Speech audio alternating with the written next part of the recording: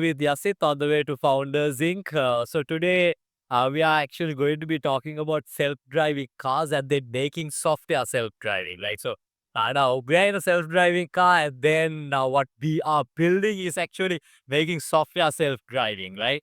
So what do you think are the correlations of these two, Yasith? So I think there's a lot of correlation between the two iterations. So for instance, like let's say when you train a self-driving car, you don't just put it out in the world. What you do is first you practice in a safe environment. Do your run simulations on some place where you crash in the car or even like tumbling doesn't really like take lives, right? Like safe is paramount. So you run those simulations and then you come to a point where you are really happy with the outcome. Then you basically put the car out into the real world and the real people are going in the car.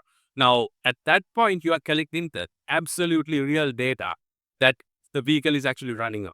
If you look at the same thing from the software standpoint, now you might have a development instance. Let's say all the developers are developing on the development instance. There's so many possibilities that things could go wrong there. And then you actually test it out and then you figure out, okay, these things can be improved. Then you take that and then the production version that you release is more stable. Now, the typical era where sort of like, where when we had an idea, right? And then we had to sort of like, set up a team of what, like, 10, 20 or whatever, right? And then set up like, project managers, front-end engineers, back-end engineers, right? Architects. So all these things were required before, even for us to see like a base level prototype before, right? But now it's a whole different world, right? So now I have an idea. I have the app in my hand just within what, like, couple of minutes time, right? So and then this just keeps on getting better and better and better and better, right? So Yeah. now I mean, software development is already on self-driving mode right now,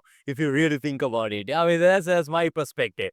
That's why we are like trying to look at it from the self-driving perspective. If we could self-drive the development of the software, why aren't we self-driving the testing of the software or even supporting of the software? Because at the end of the day, everything is on the software. I'm not telling it it's perfect, right? But it's really getting there, right? Of course, like, there are times that I really still need to intervene. But here, what I really love about this whole approach of simulating, right, and the experiential intelligence, right, is the fact that we actually take a very proactive approach, just like, how a self-driving car is being trained in an AI world, right? Now, if you take a self-driving car, you would train it to be absolutely good at doing things on its own. Yeah. It's not like you expect a human to be there on the car, but the whole goal is for the vehicle to be able to drive on its own. What we need to build is softwares that can actually operate on its own. Because if you have that, then having a user in the loop is a matter of just slowing down, like not doing things. That even if the software could do things on its own, it involves the user and gives the user the opportunity to intervene. I think that's where the technology should be headed in the first place.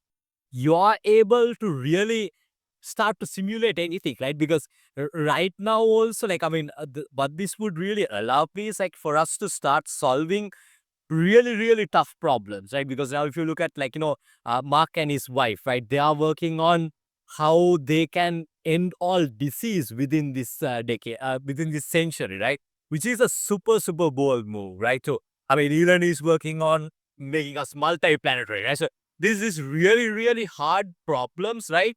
I mean, which were seemingly impossible before, right?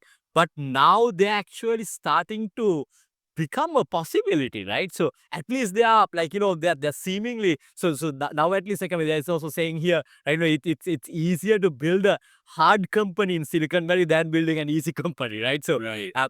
so I think, like, people are really taking this, like, whole moonshot bets, right? So I mean, speaking of moonshot bets, right, I saw a company like that's actually providing accommodation in moon right now, right? So that's what I'm really interested to see, how technology unlocks that, right?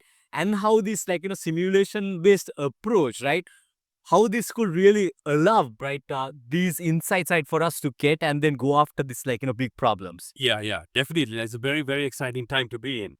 And another thing about simulations is that now, like in terms of the software, one thing that really stands out is that even if the software can be deployed in multiple instances, when you're simulating it, you are seeing the real thing.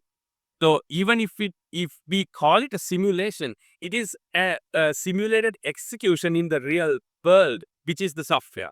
Now let's say if we take like a different softwares, like what you might see on one software, and if our agents really learn how to operate things on that software, then we fundamentally have something that could explore a world, understand what that world really is, and then translate some sort of a question or a task into getting that done on the world. Yeah, exactly.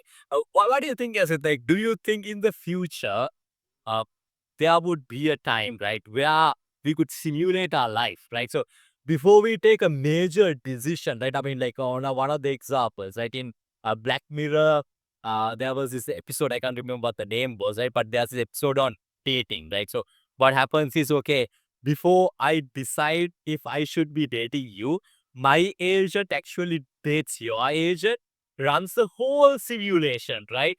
On what could happen, right? Based on my traits, based on my past experience and all these things, right? What could actually happen, right?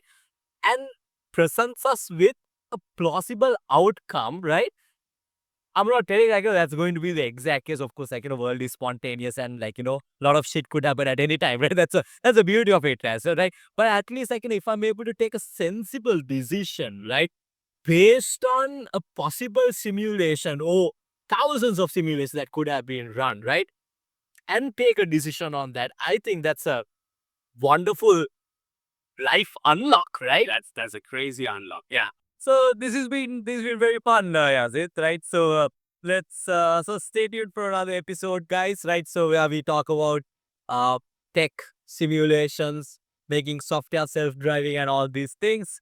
See y'all. See ya. Peace.